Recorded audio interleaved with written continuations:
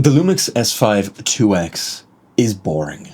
I know, I'm sorry, but I mean that in the nicest way, truly. It's boring in the same way a Volvo is boring. You know, it's reliable, well-built, excellent cars, but, you know, boring. Now, does that mean that Edward Cullen can't spin one the fuck around to save Bella? No, of course not, because it's more about the person behind the wheel that makes the difference, you know? Now, I've had one for almost a year now, and before that I had the original S5, and I love shooting with this thing. I love using it, I love the image that comes from it, but at the same time, I struggle recommending it because on paper, it's just not that exciting to talk about. You know, it doesn't have that one key feature that makes it stand out. You know, it doesn't shoot 12K RAW or have a million stops of dynamic range. But the experience of actually using it is what makes this camera so special. So in this video, I want to tell you about some of the features of the S5 2X that may not be the most exciting to talk about, but make this camera so worth using.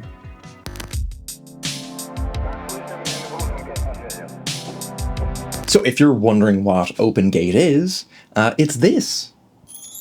Look at all this coming back in. So when you're shooting video, typically you're shooting 16:9, and there's no real way to change that despite a camera sensor often being 3:2. That means there's all this height around here that is kind of just going to waste. So OpenGate is just shooting with the entire sensor. So you may as well be Dutch because you're reclaiming all of the sensor real estate. So what is OpenGate actually useful for? Well, professionally, I've used it alongside the screen markers to shoot both vertical and horizontal video at the same time. So that's like a practical use case. I think also if you shoot full frame anamorphic, then you kind of get a lot more of your money's worth doing that.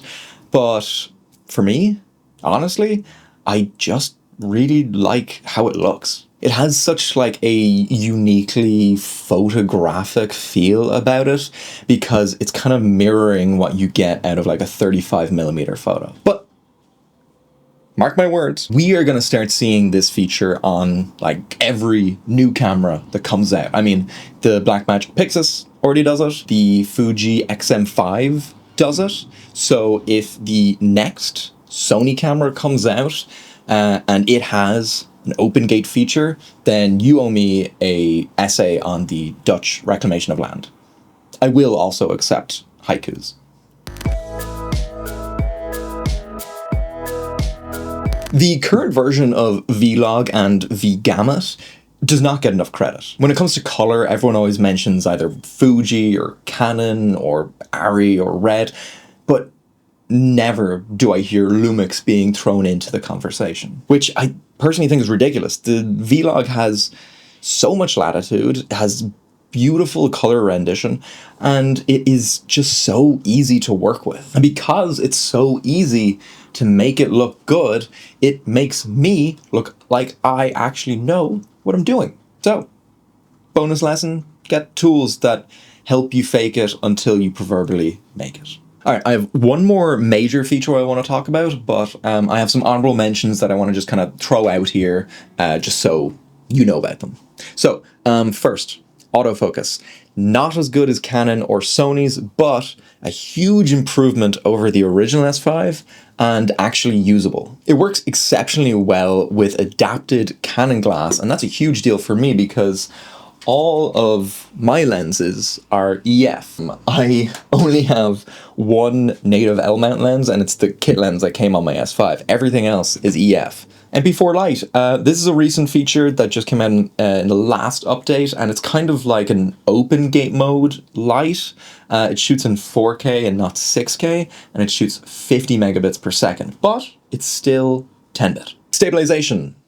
It's the best I've ever used in any camera. And Lumix are known for their incredible stabilization, and the S5 2X is no different. Lots I've made a whole video on the Lumix Lab library already, so if you want to check that out, I'd recommend doing so. And lastly, internal ProRes. I have never shot ProRes internally on this camera. I don't know if I ever will, because it's just not a very efficient codec for what I do. But it is an industry standard, and having it internal in this camera is pretty wild. This is a relatively new feature at the time of filming, and one that came out first with the Lumix S9, but I haven't really heard anyone talking about it. Essentially, what it does is just add a digital zoom onto your physical zoom, multiplying the range. So if you have a 24-70, it kind of becomes a 24-109 if you're shooting in 4K. If you're shooting in 1080p, it becomes a 24-10. Here, I'll just show you. So this is it with its off. So we're at 24 now, and I'll zoom in to 70. Here I am, same place. Very nice, excellent, useful focal range. Okay, and this is with hybrid zoom on. So 24, and keep going, and that's pretty close. That's not bad.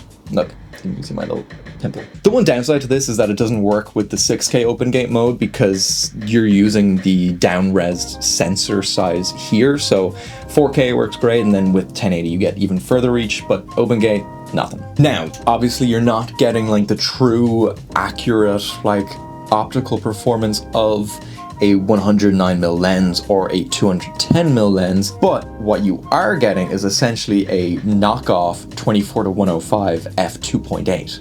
And currently, only Canon are making those for the RF mount, and they're huge, they look heavy, and they are $4,000 here in Canada. So I am good with my Temu version of that lens.